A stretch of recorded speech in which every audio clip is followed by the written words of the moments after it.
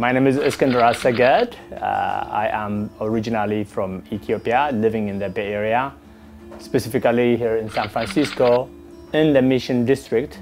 And I am sitting in my studio where I prepare Radio Africa and kitchen food now. So I left Ethiopia about 25 years ago, lived in Sudan for about 3-4 years, moved to San Francisco, and here I am, living 20 years. Working in a fancy restaurant, I became very interested in the kind of food they were cooking and the kind of interaction with people. But to top it off, traveling around the world is where the food was just amazing, and eating in people's house, not in a restaurant. I specifically ate in people's house, which is really when you experience the authenticity of the food and the culture in various countries. The whole Africa is pretty much like that. I think to really experience a good food, you have to go to some people's house, because the restaurants in Africa are not developed as the Western countries such as Europe or America. But in Europe, I think for the most part, the restaurants outdo the home, except in the case of Italy. In Italy, it's a different story. I think the best food I ever had in Italy was in people's house, in someone's house, because there's something, I don't know whether maybe it's just my psychological influence, there's something so delicious about it when like an Italian mother cooks and brings it on the table, and those are the exceptions. So Italy and Morocco, or the whole Africa, are more of a food culture. So they're not dependent on a restaurant as much as we are in America or in the rest of the Europe, such as France or the Northern Europeans. All the herbs comes from here, some of the lemons, more tomatoes, more herbs. You cannot believe how much beans I get out of this little vine right here. It's got almost a gallon of white beans, which couldn't fit.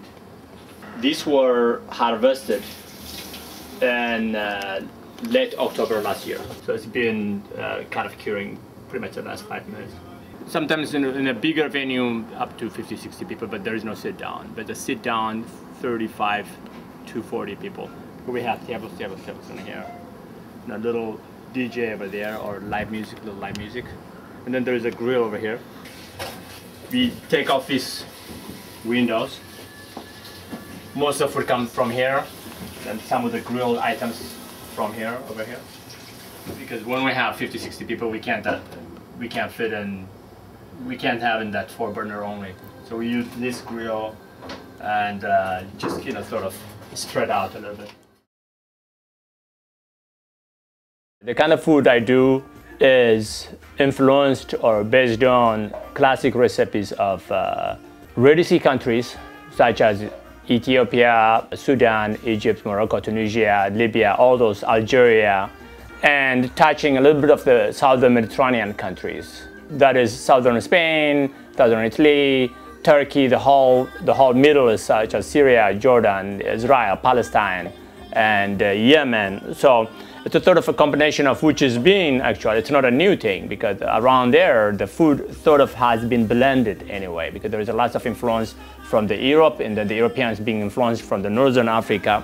My sort of job, or my idea of food is I'm trying to bring African food and more of as good as what the European food could be. It entails some of the classic Ethiopian dish, or classic Sudanese or Egyptian dish, like a kufta, which is sort of like meatballs made out of lamb would be, which I've made it here several times. It could be made as good as Italian meatballs or other kind of, equally good, just because if you have the information and the knowledge and where things are coming from, and the lab and the education, I think that's what I'm trying to do. To give you an example of how I'm changing certain dish to a Californian palate, such as, for example, hummus is known, but I think hummus has been also does not have that kind of value in here, because more likely it's been done not not as tasty as it could be. Garbanzo being a little bit of heavy on the, on the palate or on the stomach itself. So I make now all hummuses out of edamame. What allows that is you could have edamame hummus as a starter, and you can be filling up. It's more like our butter, but it has that kind of very light and delicate flavors to it. But it's based on the classic recipe, but changed a little bit. And instead of using too much garlic or that kind of stuff, right now, for example, we're using spring garlic, which has a very delicate flavor to it. So those are one of the main examples. The other dish I'm making is a lamb tagine.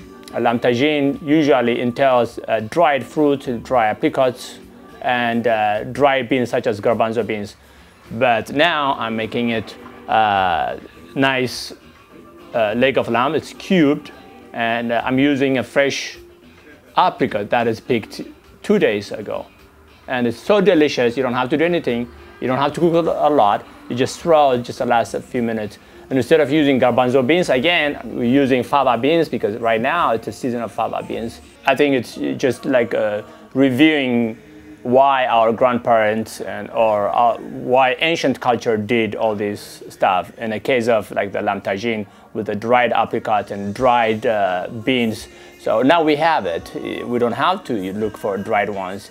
We know that it's 100 times more delicious to use a fresher stuff. The reason they did it a long time ago probably wasn't available in the desert, or it wasn't available to them readily. And the number two reason why I do this, it's also the clientele. The clientele here in the Bay Area have a refined palate.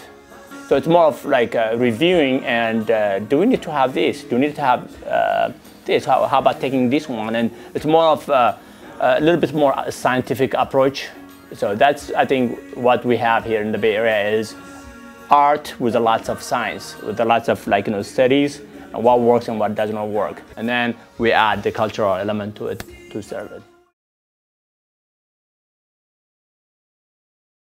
So when people come in, it's sort of like a celebration, a dinner celebration. So we have food of a variety, and I always encourage people to share food. It always has been platters of food sent out for a bunch of people, and you pass it around. That's the way we eat in Africa. For example, roasted eggplant salad with preserved lemon, saffron prawns with harissa. And then over here we have arugula salad with fennel and goat cheese, and then something on this side, maybe, who knows, seared scallop with preserved lemon, something like that. What that does is a variety of things. A, it's a more sustainable way to eat. You eat how much you want and you pass it around, nothing is wasted and it's finished. And B, it inspires people to converse and to share ideas, to share love and friendship, and that kind of vibe it brings in. And then on top of it is it's a party. It's enjoyable. It's just people all of a sudden have fed by beyond the food. The energy feeds them more of to go dance, to go do something, and those are the main ideas. I think it's just people have a misconception of local life. Sometimes I hear people saying oh, coffee is not local, I'm not going to drink coffee, kind of thing. I think what I encourage people, I think one of the biggest trend that's going to go is people are going to start to grow their own vegetables and greens, because it's really very simple. It's very simple, and you could get a lot out of a small land.